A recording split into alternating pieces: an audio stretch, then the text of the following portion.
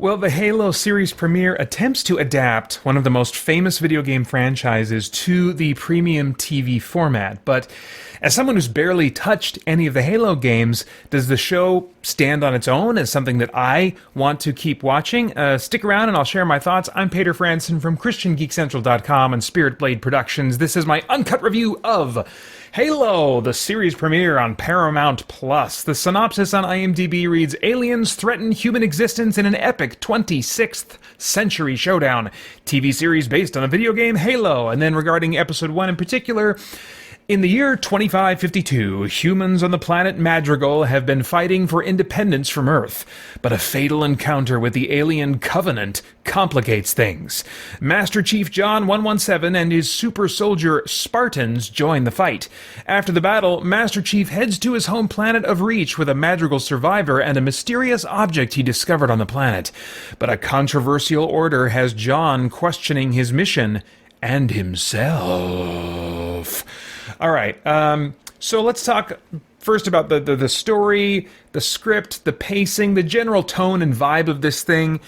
It reminded me in tone, in a lot of ways, of like 90s or early 2000s Star Trek, and a little bit like CW DC shows, except for like Superman and Lois. It's pretty straightforward, simplistic characters. Dialogue is a bit expositional and unnatural at times, but not like, gratingly so for me. And I also think that's forgivable as far as my tolerances, because they are setting up a world here. So I'll kind of wait and see what dialogue looks like in a future episode. There's plenty of action. It also includes some brutal deaths early on that I appreciated for the weight that they added to the drama. And it was unexpected because of the tone outside of those combat moments that felt very light and very simplistic, and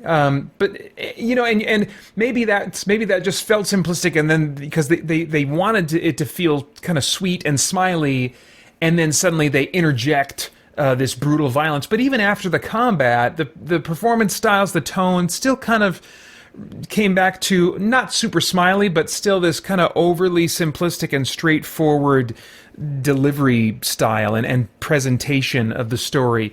It felt, the brutal violence, as I said, added that weight that I want, but it felt out of place with the artificiality I felt in the show from the way it was lit and the acting styles. And I'll talk a little bit about those things, the lighting in particular, as we go on here. The pilot really didn't truly interest me until somewhere around the halfway point, when you kind of figure out which characters will be focused on. Like CW shows, the main protagonists here are a teen and a 20-something, and mainly a teen. And those older than them are untrustworthy, and they're in positions of authority over them. Master Chief is arguably an exception. It's hard to get a perfect read on his age, but his face is usually covered in the pilot. Let's see here. I disliked the focus on the young female rebel that the pilot centers on. There are, I think, good indications that the show will focus a lot on Master Chief as a character, coming to terms with his past, discovering his past. I hope that is the case, and I really would have preferred that they just start with him and maintain focus on him. If he will usually be wearing a mask, it's understandable that they would surround him with other less stoic characters, but then maybe he shouldn't wear the mask that much. When he eventually takes it off, and I apologize if that was a spoiler, for you that you would prefer to avoid, but when he takes it off, he has some nice, very subtle and nuanced performance moments, some low-level emotions that were very subtly expressed that really pulled me in. He did have some nice moments with the mask, too. I mean, we've seen mask acting in play in The Mandalorian show and how that can work. But, also in that show, he does take off the mask at some key moments when it's really important. I actually hope that the mask will come off much more frequently in the protagonist here, and that mask actually be off as often as possible going forward. Now, I realize that's sacrilege to fans of the games, because his face is, as far as I understand, never shown in the games, and that's kind of a thing, But why make a live-action version if you're not going to play to the unique strengths of live action. These days, many shows visual effects don't look dramatically better than the best video games. But video games still have a long way to go in bringing the subtleties of a human performer to their dramatic scenes, particularly when it comes to facial animations and stuff like that. It's just night and day compared to a really great actor that you're giving a close-up to. Now, of course, the real answer to my question is, why make a live-action thing if you're not going to play to the unique strengths? They're making a Halo live-action show to make money.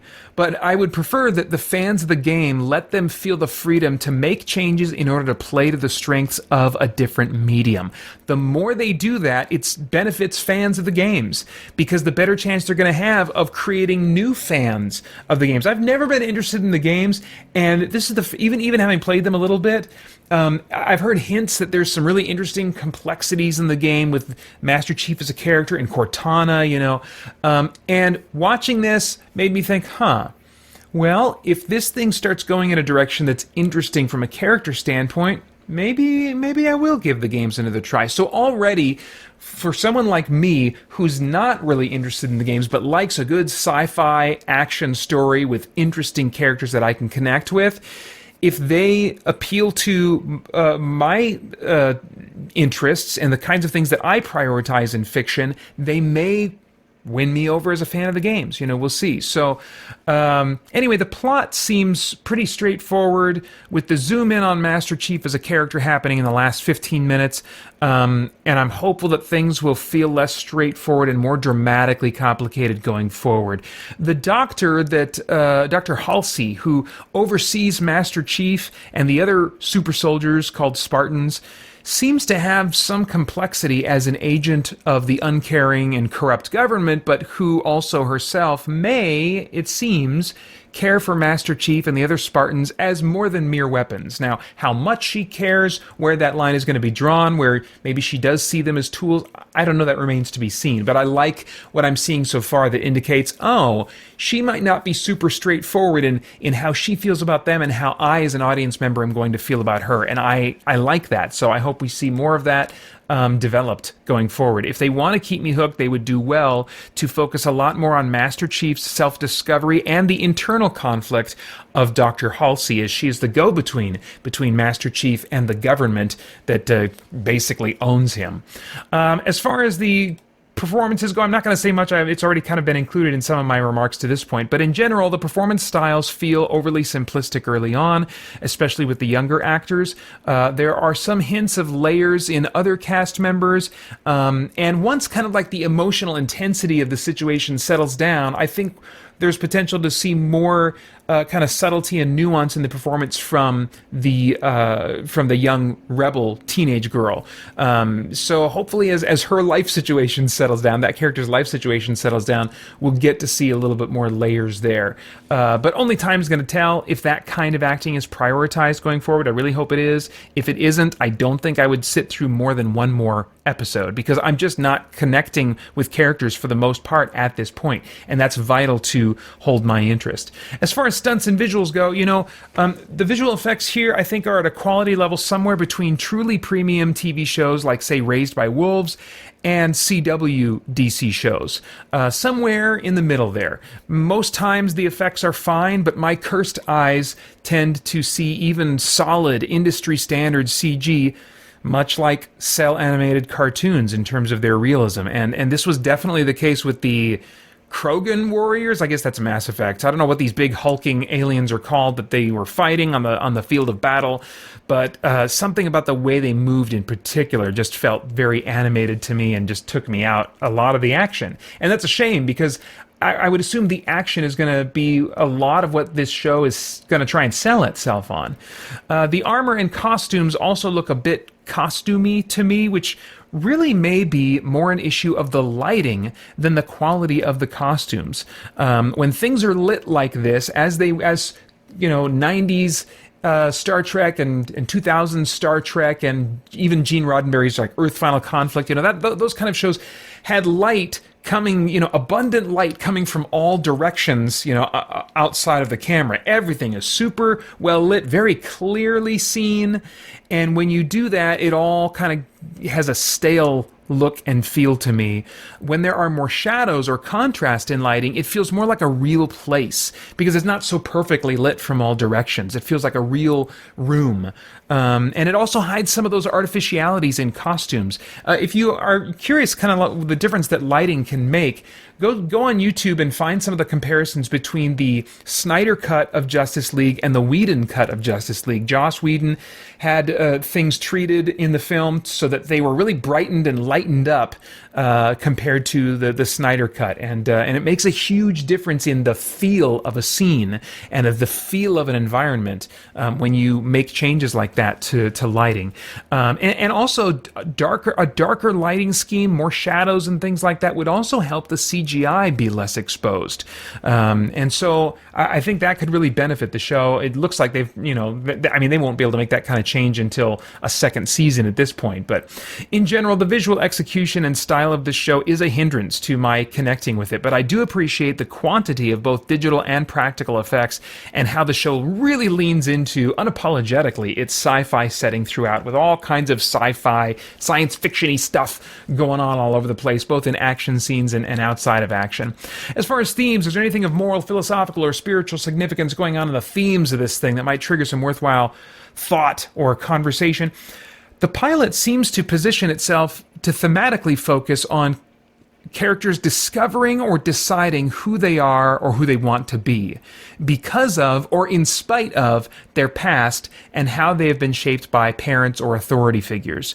So, in general, broadly speaking, a coming-of-age theme. There's at least 3 characters that I think are positioned and primed to have a coming-of-age arc in this series. Now, I wish it was diversified a little bit, and we had different kinds of arcs with different characters, but, I'm up for a coming-of-age story. Those can certainly be good. It's too soon to say what direction they will go thematically, but my hope is that they don't continue leaning into presenting all authority figures as corrupt and uncaring and worthy of rebelling against. There is one exception character to that rule among older characters, mentor or adult or parent type characters, but I don't think that character is going to factor into the rest of the series. Rebelling against parents and authorities, that feels good to us as Westerners and our focus on personal freedoms, especially here in the United States. But as Westerners, we are also really terrible at submitting to those authorities. Even employers who we agree to submit to as part of our relationship in the workplace, we have trouble having attitudes of, genuine attitudes of humility and submission. Instead, thinking to ourselves, I know what's better. I know what I could run this place better. That's so natural to us. And also being respectful to parents and authorities, even as we look back as adults and see oh man, why did my parents do this? We tend to focus on that instead of focusing on the respect that we should have for the things that they did right, the fact that we are living and breathing as a result of them, and so I would love for this show to explore that side of coming of age and relationships with authorities that are both positive in addition to the negative ones being mixed in, but we'll see what they decide to do. Now, I have no idea what your tastes are in TV shows, but if I were a time traveler, I'd go back in time and say, Peter, wait till the full season's out, because really what you'd like to do at this point is be able to watch the second episode right away and see if it can use the momentum of the first episode and also some changes in character focus to really draw you in. And then, from there you can decide to binge on your terms, on your schedule, instead of waiting for whatever weekly or whatever schedule they're going to do. The second episode is really going to make all the difference in determining whether you continue with this show or not. It's rated TVMA for, I believe, violence and language. They showed it to me once when I first started playing, and then I couldn't get it to display again. But basically, I would say that the violence for sure is rated R levels of blood and exploding people. And I think maybe some mild language. Anyway, those are all my thoughts for now on the series premiere for Halo. I would love to get your thoughts and reactions in the comments below. Please like, share, subscribe, click that bell to stay connected. I want to thank the Spirit Blade Insiders for making this review possible. You can get more info at patreon.com/spiritblade productions. Summer Insanity is coming. You can drive me insane. You can look at the link below for more details about that. And then I hope you'll check out our podcast and stay connected to all CGC content over at christiangeekcentral.com as we continue to geek out and seek the truth. Summer Insanity. Liberate butter.